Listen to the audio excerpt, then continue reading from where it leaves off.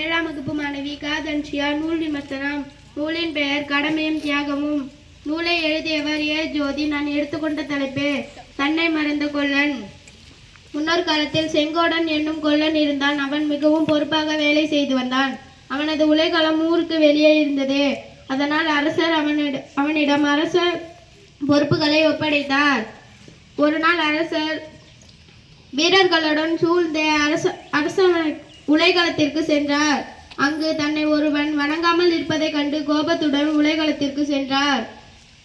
அரசர் வந்ததை கொல்லன் கவனிக்கவில்லை. வாளின் முனை கூர்மையாக உள்ளதா என்று உற்று நோக்கி பார்த்து கொண்டிருந்தான். அரசர் வந்ததை அறிவிக்க மெல்ல முனக்கினார். அரசரை வந்ததை பார்த்து, அரசரே, என்னை மன்னியுங்கள், வாளின் முனை கூர்மையாக உள்ளதா என்று பார்த்து கொண்டே உங்களை கவனிக்கவில்லை என்றான். அரசருக்கு மரியாதை தெரியாத இவனுக்கு என்ன தண்டனை கிடைக்கப் போகிறதோ என்று வெளியே இருந்தவர்கள் பேசிக்கொண்டனர். அரசர் அவனை பாராட்டிவிட்டு, நீ செய்யும் கவசங்கள் மூலம்தான் நம் நாட்டு வீரர்கள் வெற்றி பெறுகிறார்கள், நம் நாடும் பாதுகாப்பாக உள்ளது என்று பாராட்டிவிட்டு அங்கிருந்து சென்றார்.